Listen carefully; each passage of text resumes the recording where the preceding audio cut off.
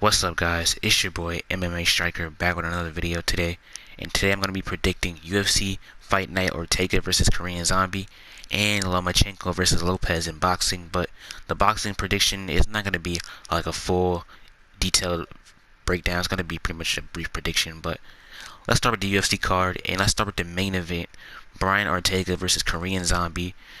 This is top 3, top 5 most anticipated fights of 2020 for me and for a lot of people, I think. And Ortega's first fight back since 2018, since the Max Holloway loss. And this is Korean Zombie's first fight of 2020 as well. The last time he fought was December 2019 against Frankie Edgar. So both guys have been gone for a little bit. Ortega more so, but they're both back. And it's going to be interesting to see how Ortega looks because he has switched up his camp. He's with a new camp, new team, new everything. So it's going to be interesting to see what changes he has made to his game, improvement wise. And let's start breaking this fight down. Let's start with the striking. Now, striking wise, overall Korean Zombie is the better striker. He's a more slick boxer, offensively and defensively. But Ortega is no slouch on the feet. He can mix things up as well. Has a lot of power. So Ortega is no slouch on the feet. But when it comes to technicality, Chan Sung Jung is the better striker, better boxer. Korean Zombie has a very good jab, very good check left hook. He has some pretty good kicks. But Korean Zombie is something people don't give him a lot of credit for, or they underrate, is his defensive striking skills. The man could slip jabs and straights very good. And not many people in the UFC can really slip a jab that good as Korean Zombie can. So his defensive boxing is very good. Now on the ground, also before we get to that, the one thing I really want to see is, has Brian Ortega made adjustments to his striking defense? That was one of the main holes that Max Holloway exposed and when they fought, was Brian Ortega doesn't really keep his hands up. His striking defense is not really that good. So it's going to be interesting to see if he made improvements to his striking defense, because I think he really needs to, because if he hasn't and it's still the same as the Max Holloway fight, then I think he's going to get knocked out. But that's going to be interesting to see. Now on the ground. Now Korean Zombie is no slouch on the ground.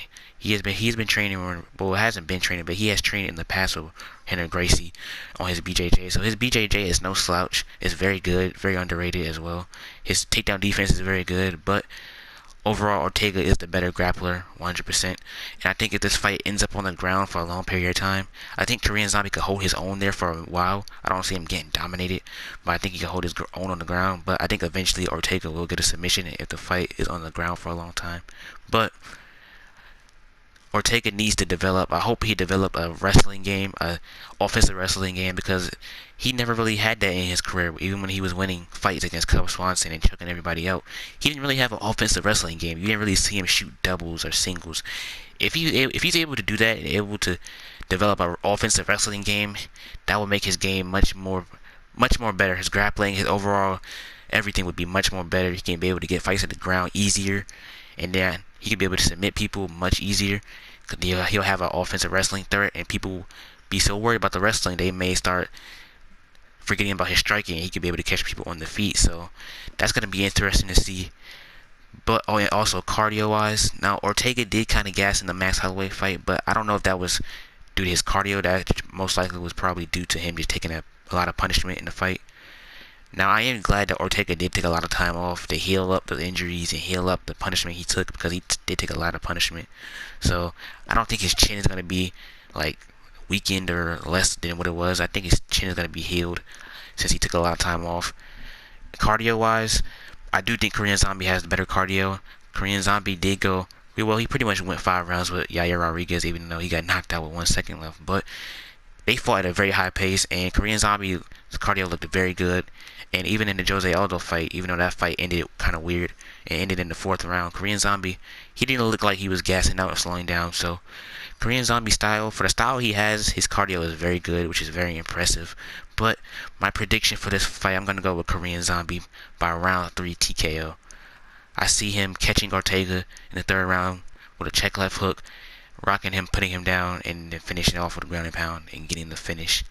And moving on to the co-main event, Caitlyn Chukagian versus Jessica Andradge. Jessica Andradge moving up to flyweight. And this is a division she hasn't fought in the UFC.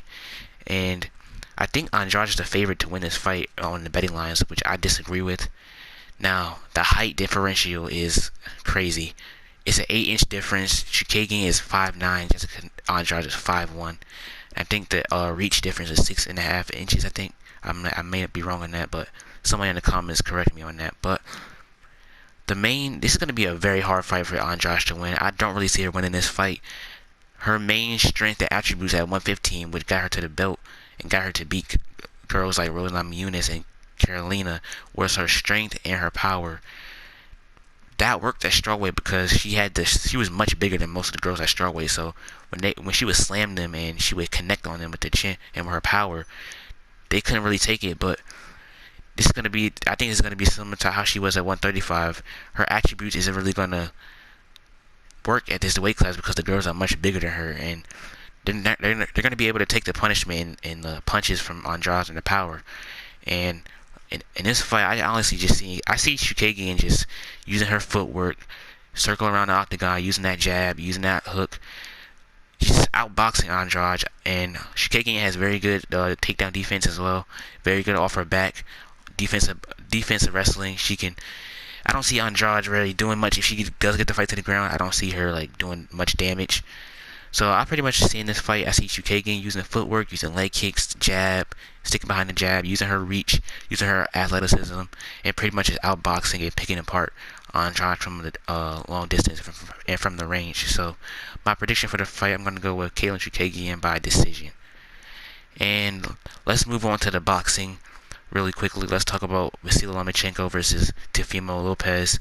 Now, this is one of the biggest fights in boxing of the year. Of course, we had Tyson Fury versus Deontay Wilder happen in February, which that felt like 2 years ago with all the crazy stuff going on in the world. But this fight is a very good fight.